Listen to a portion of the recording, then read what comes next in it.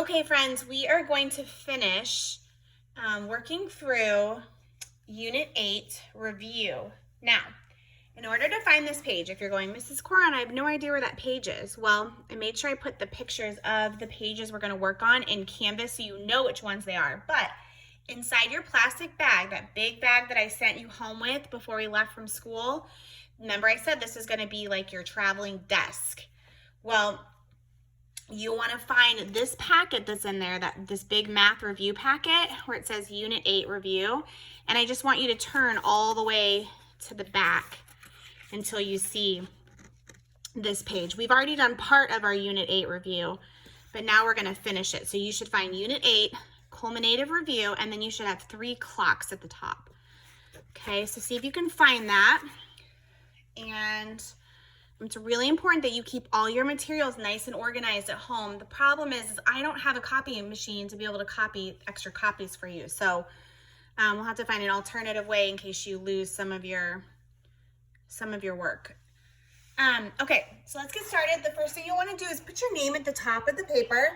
Not every one of these pages has a spot for your name. So like, for example, this one doesn't, but you can put your name easily up here at the top. Okay. Let's get started. It says, write the time shown on each clock. Now, remember, which hand is the hour hand? It's the first hand on the clock that you're going to read. So if you get these confused, you're going to say the time wrong every single time.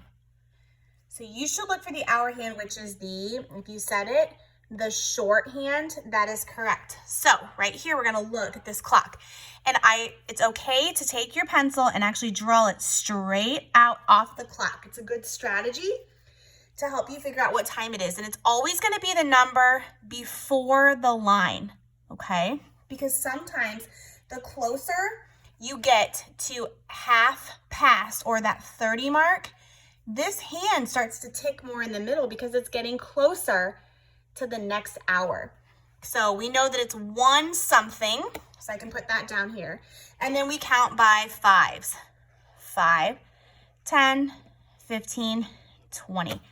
So if you had 120, or if you're following along with me, 120 is the correct answer.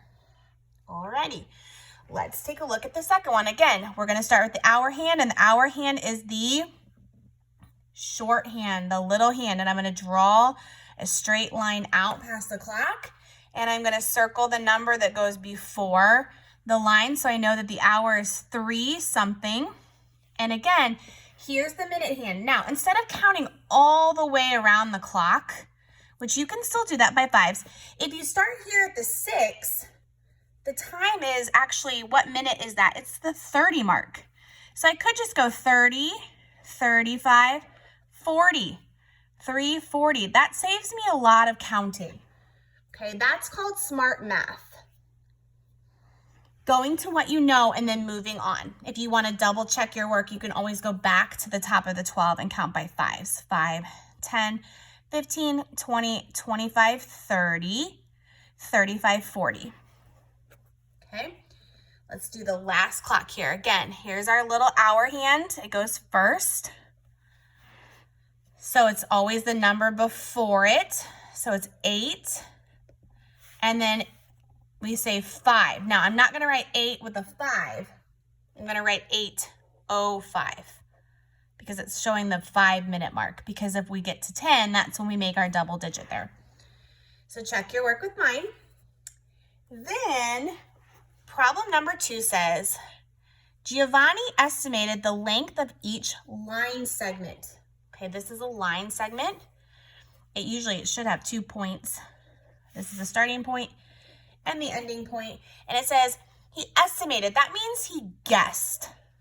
Okay, estimated doesn't mean we have to have the right answer. And I've seen lots of boys and girls, they pick an answer, and when they actually measure the line and they realize their estimate was wrong, they try to erase their estimate and make it the correct answer.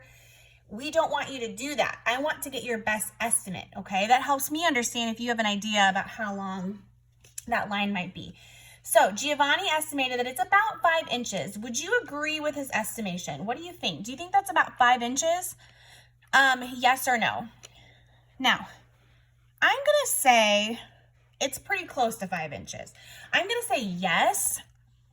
I don't know if it's exactly 5 inches, but I'm gonna say it's pretty close. If you think no, that's okay too. But really the most important thing right now is you explaining your thinking. And it says why. So do you agree? Yes. Well, I definitely think it's more than 3. I think it's more than 3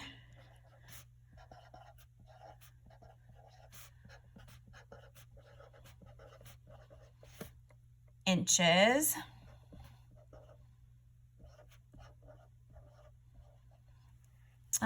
But I would say it's less than 8.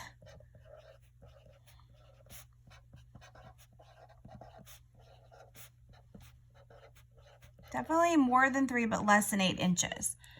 Okay, so how long do you think the line segment is? I think it's probably 6 inches. Now, the paper's not asking us to actually measure this out. So when I first got the paper out, I was a little nervous that maybe I would have to find a ruler in my house, and I don't. But I did find another type of unit of measure, and that is a tape measure. So I figured we would go ahead and measure this out just to kind of get a good idea.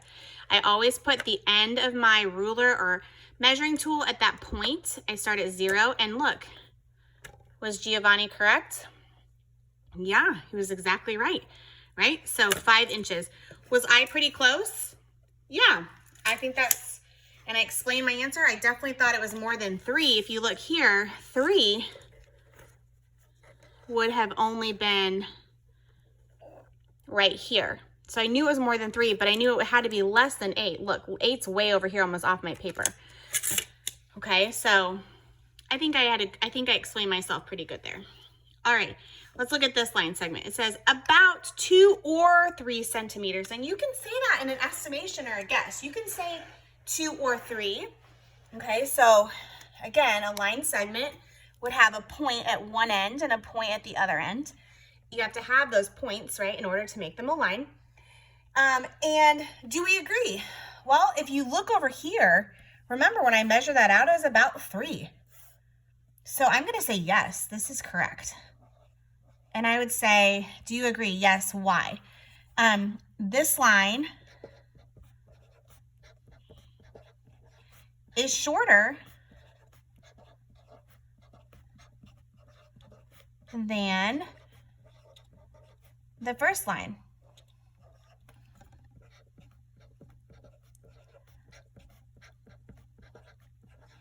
Which was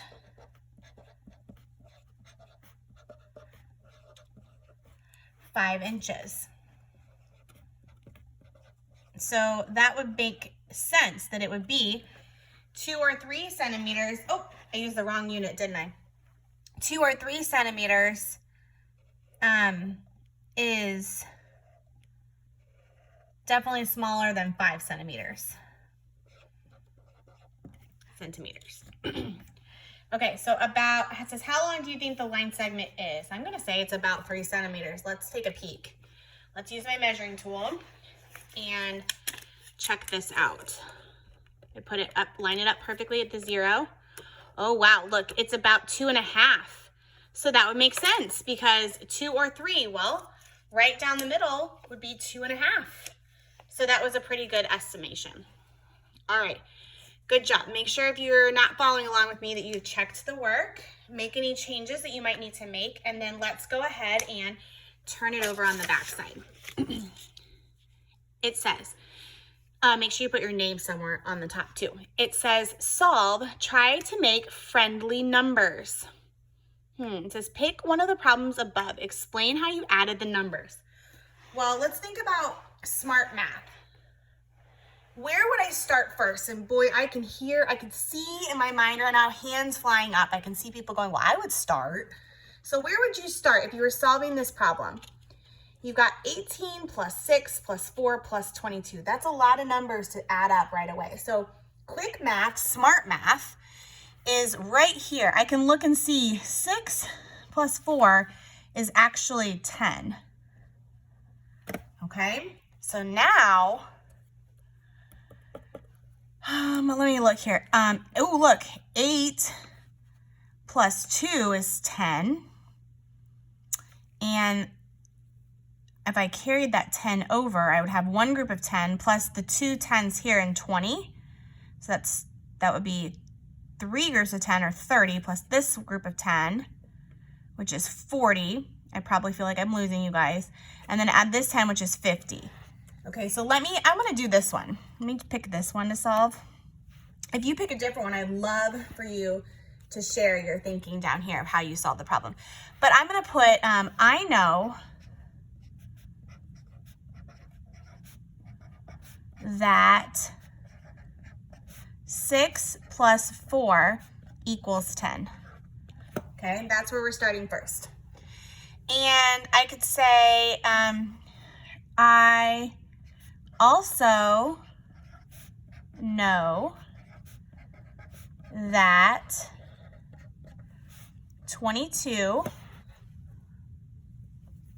plus 18 equals, let's see, this is 20, and this group of 10 will be 30, and plus one more group of 10 is 40. And I'm going to say because, this is where you're going to follow me. See in this 22, that has a 20. 20, and see how 18 has one group of 10? That equals 30, right? Can we agree on that? See this 2 right here in 22? That's really 20. I'm not counting in these ones yet. Plus in 18, there's one group of 10 and 8 ones. So this 20 plus this 10 is 30, right? And 8 plus 2 more is 10. So I can say 8 plus 2 equals 10. So I know because 20 plus 10 is 30, and 8 plus 2 is 10.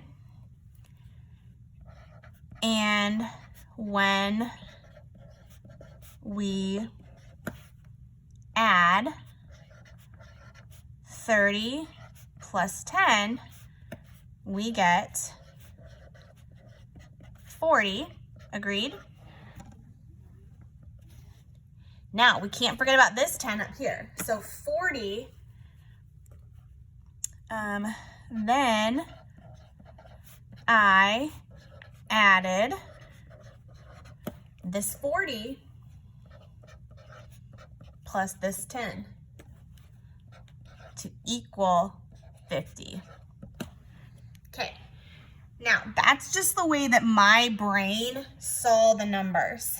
Okay, your brain might see it differently, and I may have completely lost you. You might be going, I don't know what you're talking about, Mrs. Coram. But if we were to actually add these numbers up together, let's take a look. So we said we're gonna be smart, and we're gonna start with 6 plus 4. So 6 plus 4 was 10, right?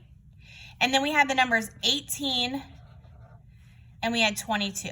Now, we could sit here, and that makes it a little bit more, doable to add these 3 numbers together. And we start here in our ones column. Here's our tens.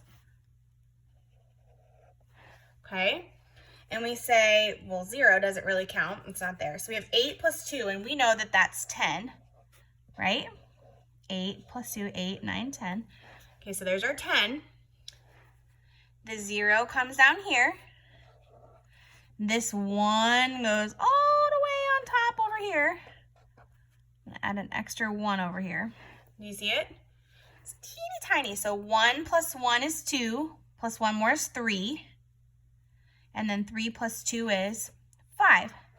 And did we get 50? Yes, we did. And is that what we set up here?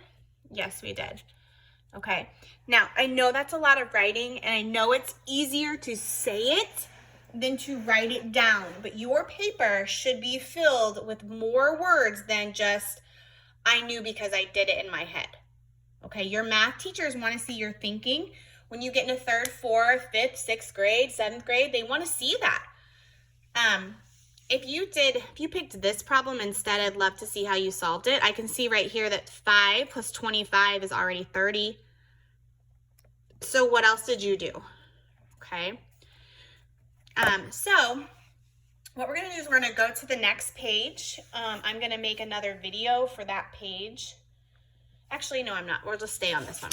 Okay, so make sure your name's on both of those. Make sure you take a picture of all of these and turn these in to me at the end of this video. So the next one is, we have the one with these whales on it.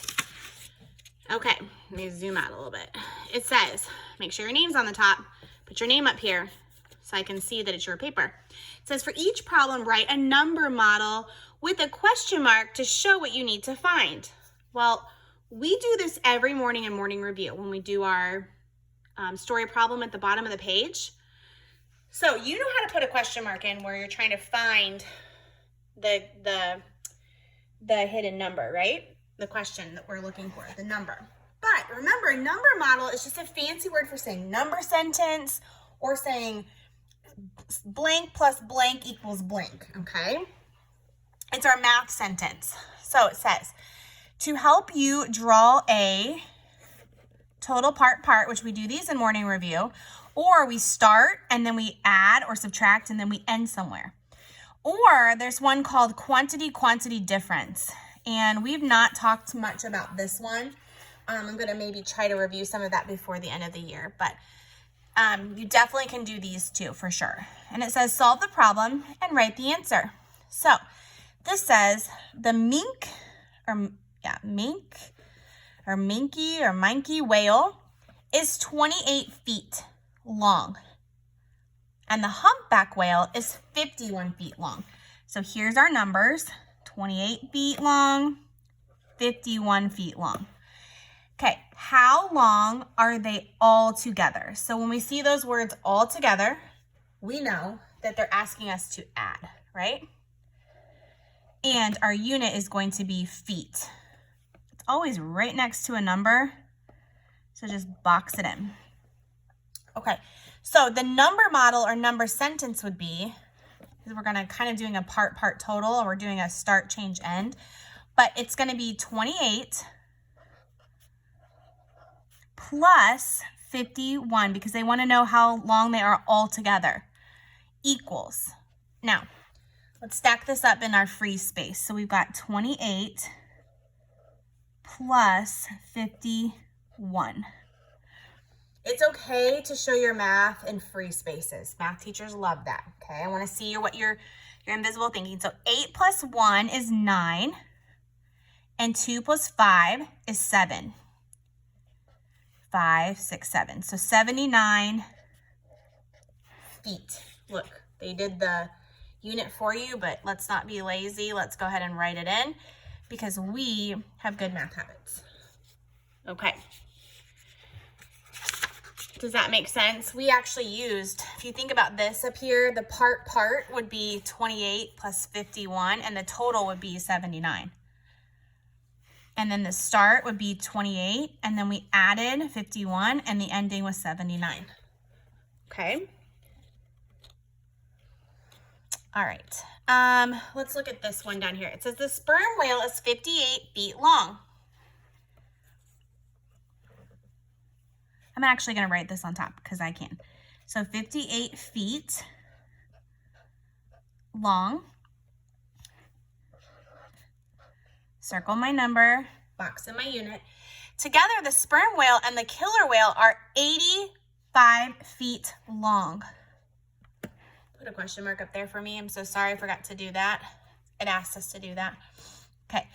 Back here. So it says together the sperm whale and the killer whale are 85 feet long. How long is the killer whale? So we don't know how long the killer whale is, but we know that we need to figure out how long together. It's saying together, so we have to add them. Well, not add them, but we have to know it's 58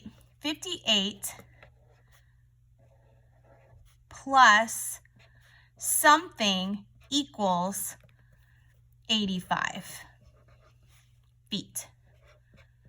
Okay, so how do we solve this problem? We do this every morning in our morning review. Okay, in order to figure this number out, we have to do a turnaround fact. We have to take the biggest number and we have to go backwards. I know that's weird because in life everything goes from usually left to right, and when we're reading English language, but we are going to go from right backwards to left. So we need to do 85 minus 58. Boop, and I'm running out of room. Okay, now we know that if we have 5, we can't take away 8. I only have 5. So I'm gonna have to go over and I'm gonna have to knock on my neighbor's door and I'm gonna have to say, everyone get your little fist out and knock on your table. Here we go. Hello, neighbor. Can I borrow a group of 10? And this neighbor has enough to give. He has 7. If he had 0, we wouldn't be able to borrow any. We'd have to go to the next neighbor. But he has 8 10s. So we're gonna borrow a group and now he has 7 10s. And the group of 10 that we borrowed is gonna go next to this 5 and that makes it now 15. Okay, do we see that? 15. All right, now we can do 15 minus 8. Now, we can put 15 in our head and count back 8. So 15, 14, 13, 12, 11, 10, 9, 8, 7. I can't squeeze it in, so I'm going to put it right here. 7. Okay, and if you know what, 7 plus 7 is a doubles fact, and that equals 14. And 8 is one more. It's a doubles plus 1. Okay, so we have 7 minus 5. So put 7 in your head and count back 5. Or you can go 5 and count up 7. So let's do 5 and count up 7. So put 5 in your head. 5, 6, 7. So it's a 2. So how long is the killer whale? He's 27 feet. Okay? Please make sure that you write feet over there too. Let's use good math habits. All right, awesome job. So you'll want to take, when we get done, you'll want to take a picture of this also, all of the pages, and send them all to me on Seesaw. Okay, 2 more pages. I know that's a lot, but we're getting through it. Okay, back side, it says, make sure your name's on top somewhere up here, okay? So I know it's your paper. And it says, Olivia and Brandon counted their toys in the playroom. They made the tally chart below. So they have nice organization. They have the type of toy, puzzles, board games, building toys, and action figures and dolls. And then they made tallies, and then they put a number next to their tallies. All right, it says draw a picture graph to show their data. Yay, this is gonna be fun. And I actually have different color markers here that we can use to fill all of that in. So, I get my markers out. If you have markers or crayons, you can use markers or crayons or just use your pencil, that's fine. So, we have a title, so we don't need to put that on there. And we have labels. Number of toys are gonna go this way. And then the types of toys go on the bottom. So this is giving us a key, types of toys. So here's where they are. So you have to squeeze this in. So we've got puzzles. If you can't fit it all the way in, you might be able to use abbreviations here, like a P for puzzles. But board games and building toys, you could do like BG for board games. Look, B, G for board games. And building toys, B, T for building toys. And then action figures, AC, action figures, and D for dolls. Okay? All right. And it says each square, or each little, not square, that's a rectangle, equals 1 toy. So how many puzzles are there? There are 3 puzzles. So I'm going to color up. I don't need to put numbers on the side, because they told me that each one was worth 1. So I'm going to color this up 3 blocks.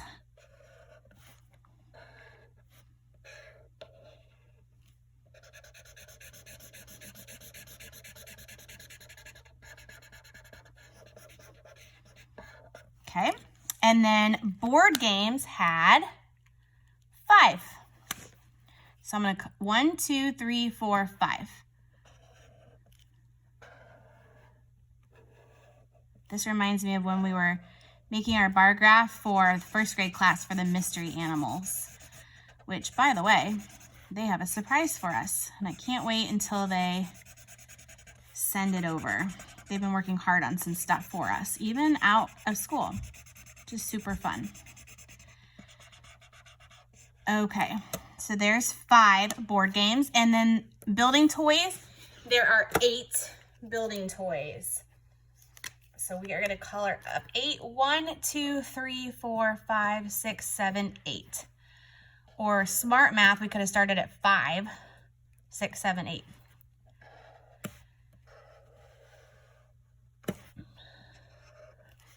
And color that in. Don't be lazy and sloppy. Always, always, always do your best work. These are Ella's markers and they're kind of running out a little bit. But I'm still going to take my time and try to get it in as best as I can.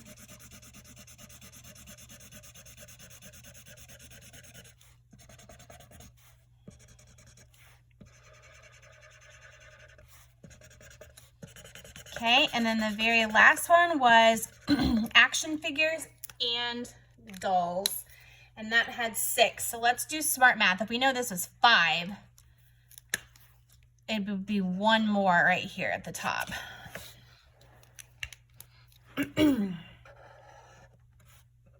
Graphs and data are really fun.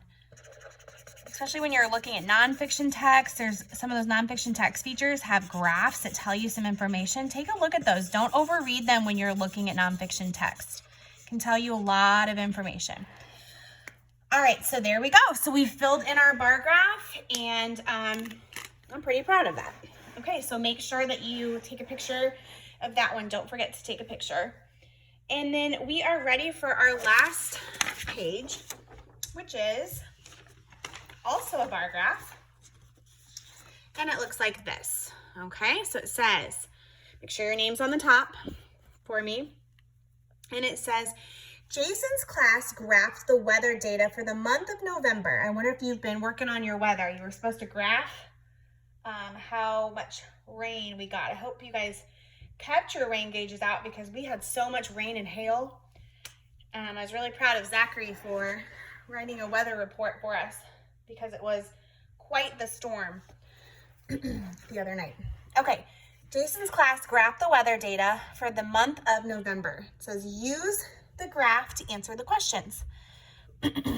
Weather for the month of November, number of days, and it was sunny, cloudy, rainy, or windy. Type of weather. Use the graph to answer the questions. How many more cloudy days were there than rainy days? So I have to look at cloudy days and I have to look at rainy days. Zoom in a little bit here. Okay, first of all, how many cloudy days were there? Well, if you go all the way up and over, there were 9 cloudy days. I'm actually just going to write it on here because I think it'll help me. How many sunny days? There were 10. Rainy days, there were 4. And windy days, there were 7. See if I go across. Okay, so this helps me with my math. How many more cloudy days were there than rainy days? Well, we could draw a line right here. And how many more would be all of these days up here? So we have 1, 2, 3, 4, 5. There were 5 more cloudy days than there were rainy days. Okay, the next one says, how many days were either sunny or windy? Either sunny or windy. Well, I'm gonna guess that they're asking us what the word either is, that they want to know how many they were all together. So there were 10 sunny and there were 7 windy, and 10 plus 7 is 17. How many days in November were recorded on the graph? Okay, well, let's take a look at these numbers. We have 9, we know that 10 plus 7 is 17. So I'm gonna put that over here in my workspace, 17. And then I have 9 plus 4. What's 9 plus 4? So think 9 in your head and count up 4 more. 9, 10, 11, 12, 13. And I'm going to add those together. 7 plus 3 is 10. So if I'm thinking my 10 right in my head over here, the 0 goes down here and the 1 goes on the top. And 1 plus 1 plus 1 is 30. Now, I could sit here and I could count all of these, but that's going to take forever. Okay, we want to do smart math. Go to what you know. Finally, it says write a question that can be answered with this graph. So this is one where you can make up your own. You don't have to do the same one that I do. In fact, I encourage you to do a different one. But for the sake of the video, let's see if we can come up with one. How about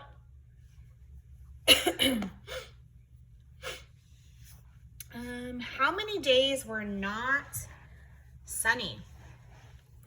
How many days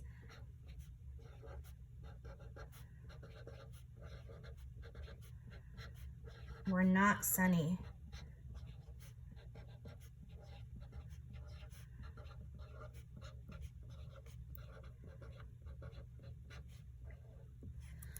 Okay, in order to find that information, I don't have to worry about the sunny days, but I need to add up these three numbers, right?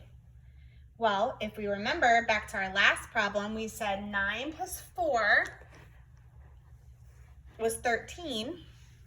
So 9 plus 4 is 13. And now we have to add 7 to that. So if I add 7, well, we know this from before, 3 plus 7 is 10. The 0 goes down here and the 1 goes up here. 1 plus 2 is 20. And if we went back to this problem, when all of them were added together, we could have just done 30 minus the 10 sunny days, right? Or we could do 30 minus the 10 sunny days equal 20, right? Okay, you guys, you did an amazing job. This was a long math session today. I'm so proud of you for getting all of your work done. Go ahead and make sure your name is on every single page and turn it into Seesaw for me. Good job.